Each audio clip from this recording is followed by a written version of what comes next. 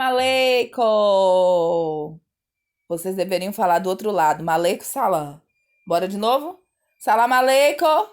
Maleico salam. Sejam bem-vindos, pessoal, a mais uma nossa videoaula, dando continuidade à Idade Média dos povos do Oriente. Nós agora estaremos estudando o mundo árabe, beleza? Salam aleikum é uma saudação em árabe que é tipo assim uma saudação de boas-vindas, de que chegue em paz, entendeu? Então é isso que eu desejo para nós nessa nossa videoaula. Meu nome é Carla Patrícia, sou professora de História, estou com a galera nesse momento do Evolua e a gente vai dar continuidade aos nossos estudos, beleza? Galera, descansou, tomou uma aguinha, pegou papel para continuar anotando? Vamos lá? Meus amadinhos e minhas amadinhas, observem. Os estudos sobre a Idade Média Árabe eu dividi para vocês da seguinte forma. No primeiro momento, a gente vai estudar o mundo árabe anterior ao aparecimento do islamismo. O mundo árabe antes do surgimento de Maomé, beleza? Depois disso, nós iremos estudar o mundo árabe a partir do aparecimento de Maomé e, consequentemente, do surgimento do islamismo. Posteriormente, nós iremos perceber e estudar as características da fé muçulmana. Depois, nós iremos ver, pessoal, o expansionismo, ou seja, o jihad da fé muçulmana. E finalizaremos com as contribuições árabes para nós ocidentais. Beleza? Vamos junto? Bora lá?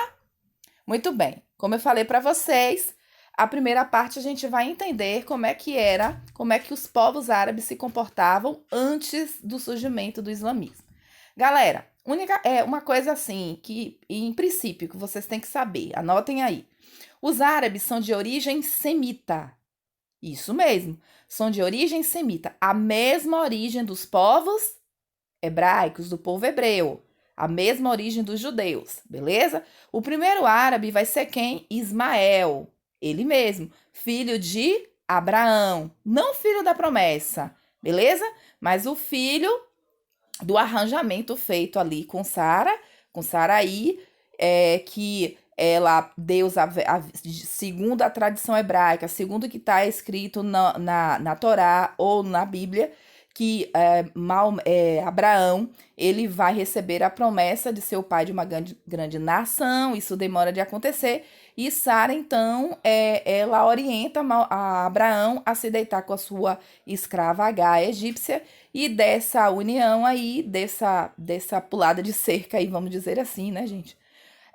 Desse arranjo aí, melhor dizendo, vai nascer Ismael. Posteriormente, vai nascer Isaac.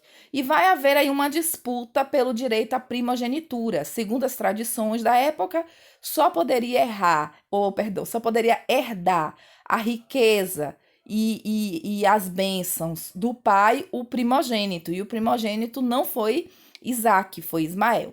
E aí, nessa contenda, nessa discórdia aí, Abraão vai ser obrigado a dispersar Ismael e sua mãe H, mas Deus promete que de Ismael faria uma grande nação.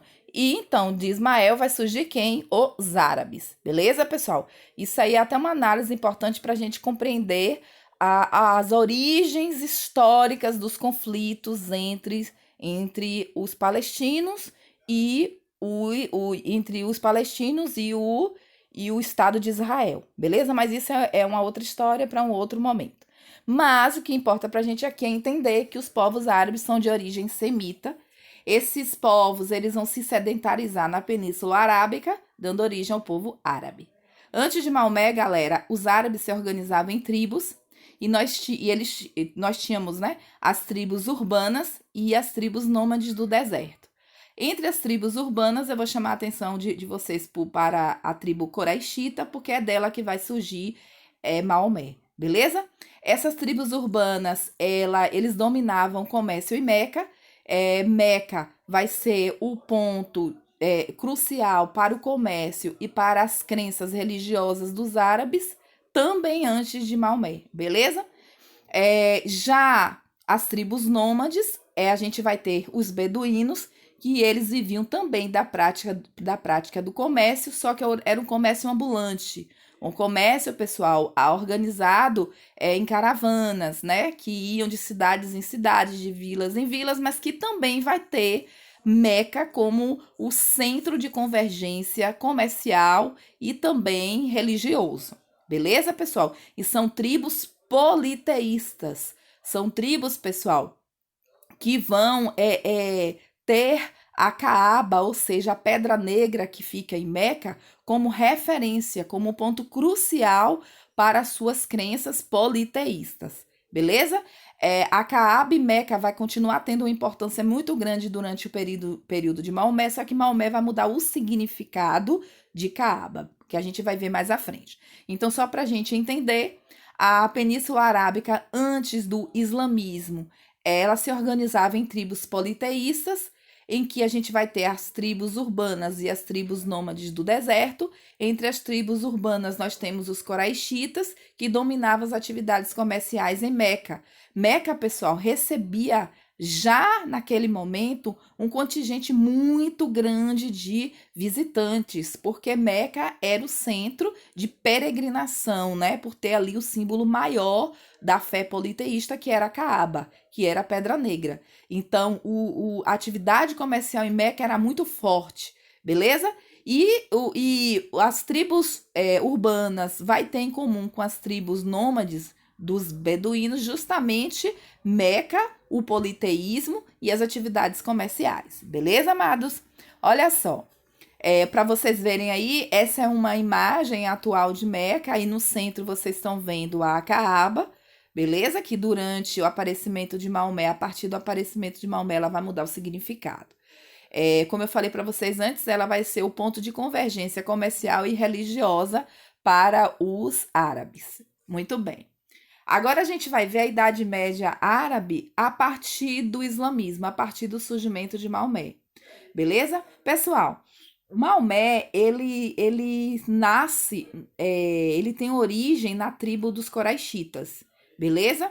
Ele nasce no ano de 1570 depois de Cristo, ou seja, século 6 depois de Cristo.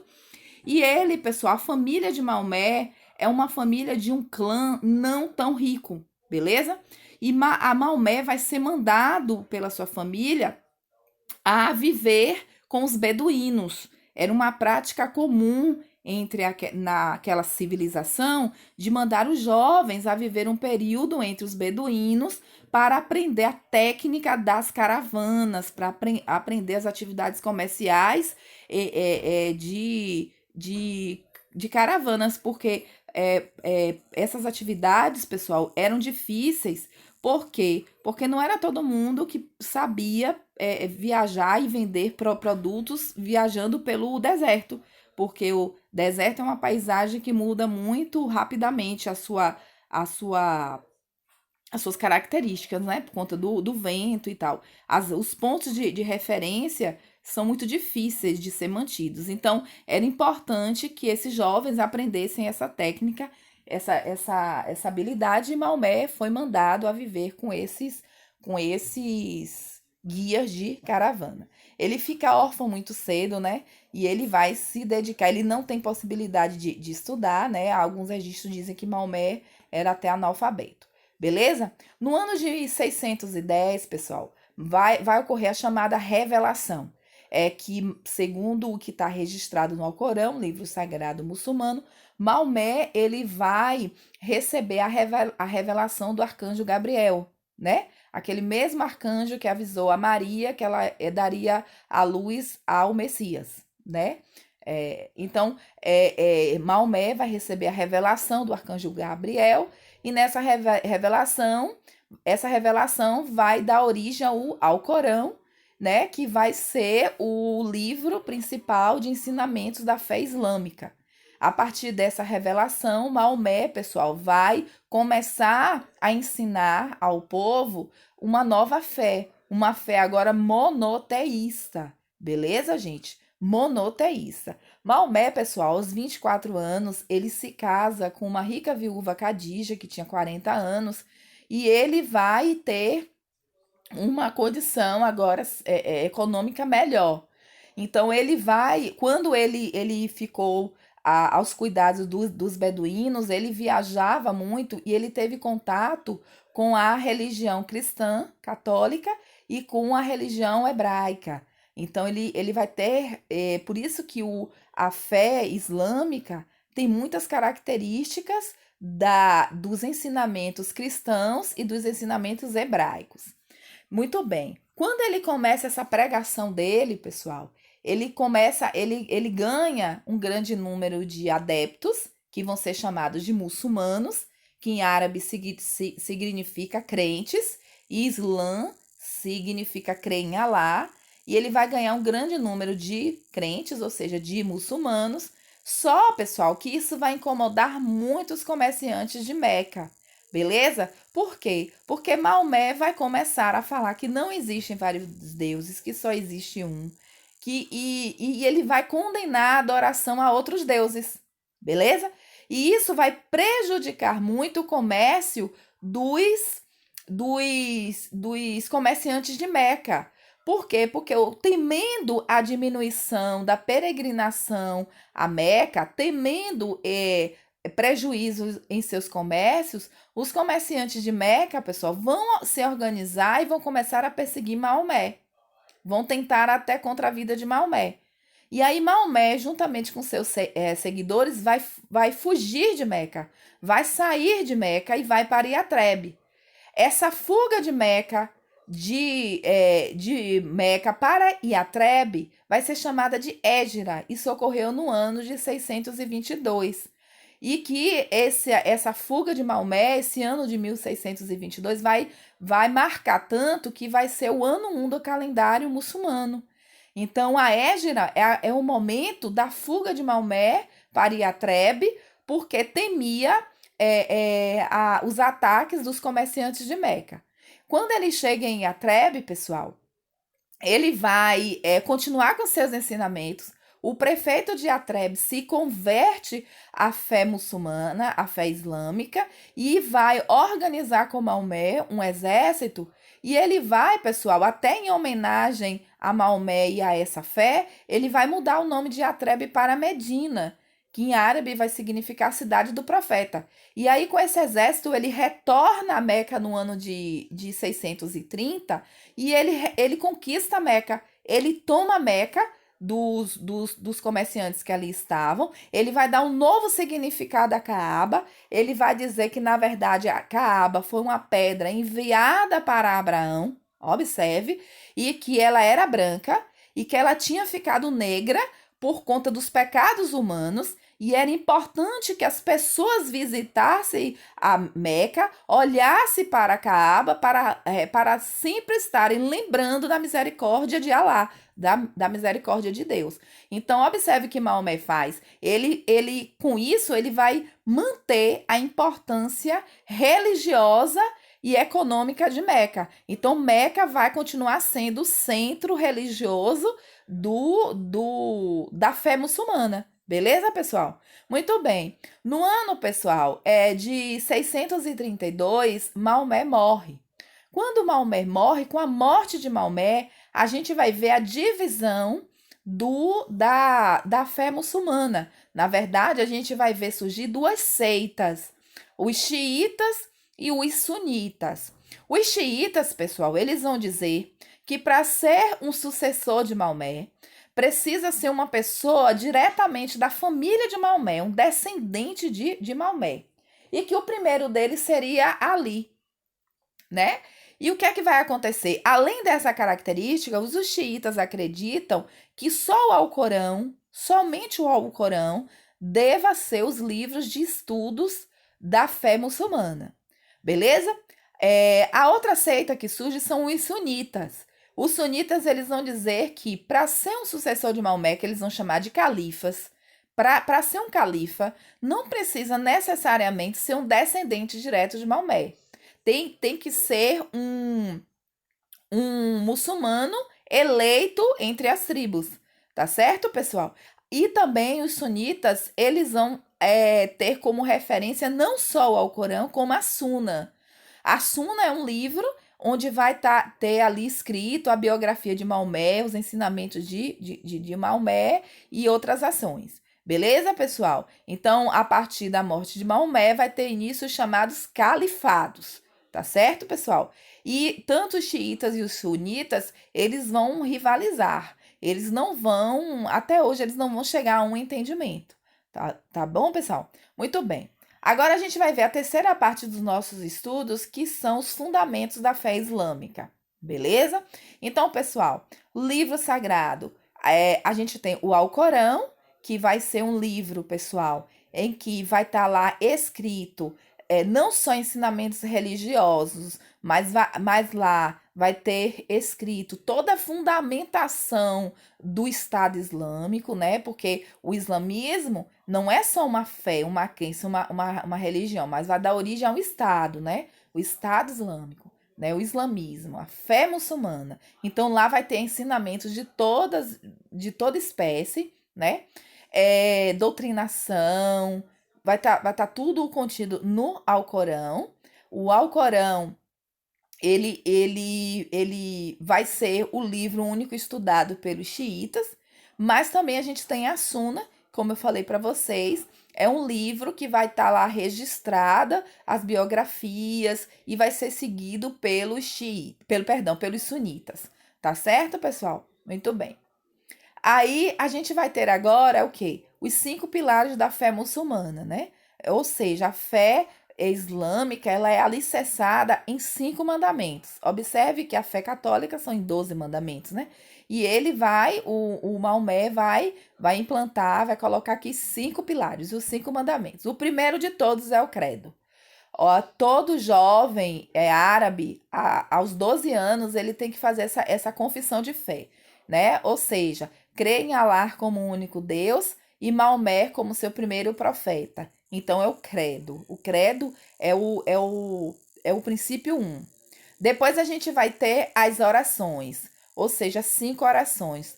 Todo muçulmano tem por obrigação fazer 5 orações durante o dia com a cabeça voltada para a Meca, certo? Onde ele estiver, ele tem que fazer essa oração com o rosto voltado para a Meca. E se você, ou em qualquer lugar do planeta, tem como você saber disso, porque ele colocou como referência a direção de Meca para o lado do sol nascente. A gente vai ver também que todo muçulmano tem que dar esmolas para os necessitados e contribuir também com o jihad, que nesse instante eu vou falar o que é. Além disso, todo muçulmano com condições financeiras e saúde para isso deverá fazer a peregrinação a Meca, tá certo, pessoal? Também eles devem fazer o jejum do mês sagrado do Ramadã, que corresponde ao 9º mês do calendário muçulmano, no qual eles durante o dia vão fazer jejum de alimentação. Tá certo, pessoal? Então, só recapitulando, os pilares da fé islâmica são 5. O primeiro é o credo, a profissão de fé. Segunda, a oração. Terceira, a esmola. A, a quarta vai ser a peregrinação à Meca. E o quinto, o jejum do mês sagrado do Ramadã. Tá certo, galerinha? Agora vamos para o nosso terceiro ponto, que é a expansão muçulmana pelo mundo. Observe, e aí tem tudo a ver com o jihad em si. Pessoal, jihad é uma palavra árabe que significa guerra santa. O que é que vai acontecer? Um dos ensinamentos de Maomé no Alcorão é levar, aliás, uma missão de todo muçulmano é levar para todo mundo a mensagem de Alá. Beleza, pessoal? Essa mensagem de Alá, esse mandamento, Maomé, durante o contexto que ele viveu, era um contexto militar. Beleza? Era um contexto militar, foi um contexto que um contexto de conquista, de expansão. Então, o que é que vai acontecer? Facilmente, essa missão de levar a fé islâmica para outros povos foi associada a uma guerra militar, a uma guerra santa. Então, por isso que recebeu o nome de jihad, essa missão que o muçulmano tem de levar os ensinamentos islâmicos para o mundo. Beleza, pessoal? E com essa missão de levar a fé muçulmana para o mundo, vai começar a expansão muçulmana. Essa expansão muçulmana, pessoal, ela vai trazer para a gente 2 momentos importantes, tá certo? Em que vai ser o primeiro a Amíadas e a Abássidas. A Amíadas, pessoal, vai ser a expansão islâmica em que a gente vai ter como característica a mudança do centro da capital da fé muçulmana de Meca para Damasco, tá certo? Inclusive, quando os muçulmanos chegam a Damasco, eles vão destruir uma igreja cristã e sobre ela eles vão construir uma mesquita, né? Mesquita é o nome dado aos templos religiosos muçulmanos, tá certo, pessoal?